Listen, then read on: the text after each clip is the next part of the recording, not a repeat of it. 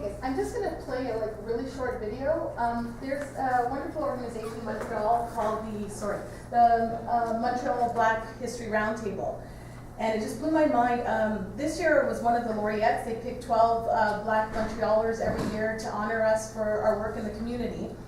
And it's such an honor to be a part of these amazing laureates. But here, what they did is they make up the calendar, and each of us is a different month, and I'm February, what? Anyway, and we each pick a hero that we give honor to for inspiring us, and mine was Bob Marley, what? and then we did a short video each talking about our experiences and what it is that motivates us and what we do. So I'm just going to play that for you quickly, and then I'll just finish the last part with a little talk, okay?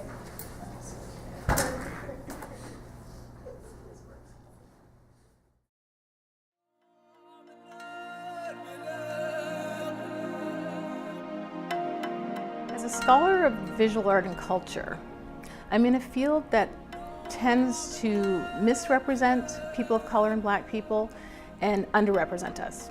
At the moment, I'm the first and the only Black art historian in the nation, and art history is a field that's taught across the nation.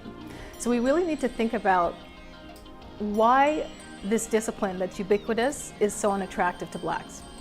So for me, a part of the issue of why Black History Month is so relevant and important is that Black people have actually been in Canada that we know of since 1605. The first Black person to set foot in Canada was Matthew da Costa, and he was actually a translator between the Portuguese and the Mi'kmaq on a Portuguese vessel. So Matthew, that we know of, was not a slave.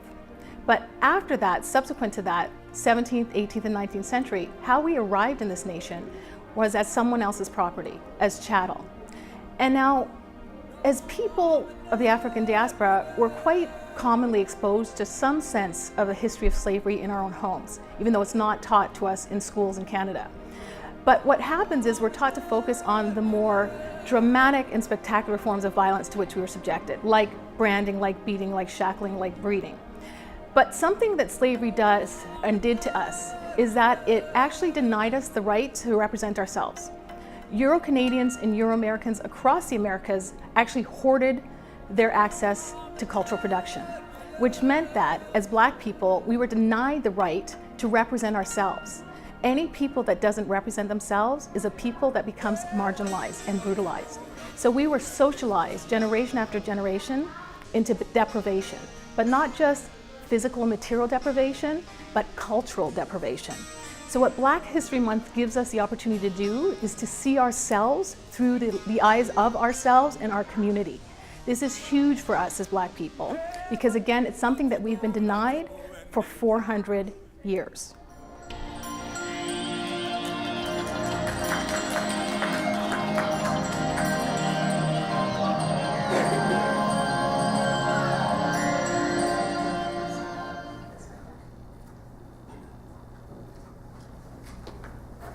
Okay, so guys, what I meant to say, obviously, I know I'm not the only Black art historian. I meant to point out that I was the only one teaching in a Canadian university at the moment. I was the first one when I started at Western in 2001.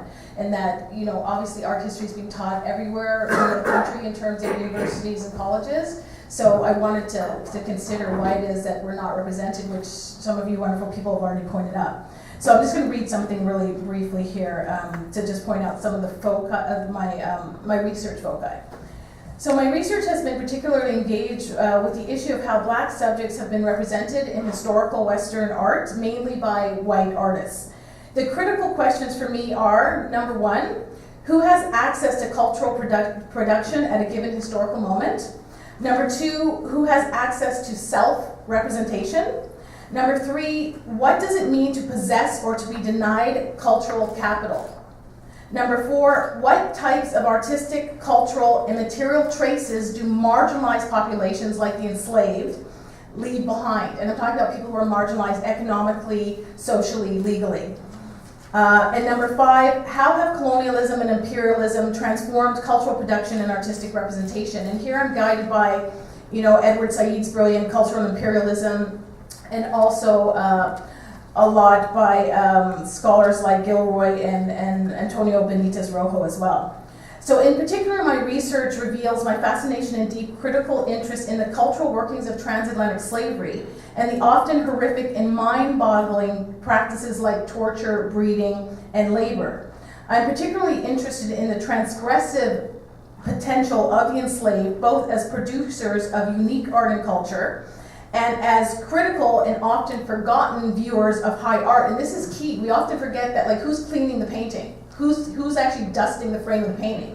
So it's hard for us, though, to recuperate the opinions of the enslaved about the high art, which they would have been, caretakers of in places like big houses, great houses on plantations, or in places like Canada as well.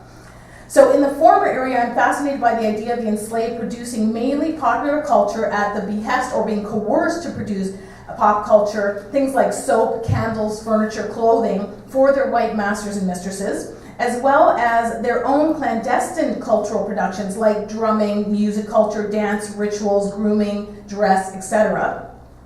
And their methods of maintaining and protecting these practices through resistance from white interference and regulation.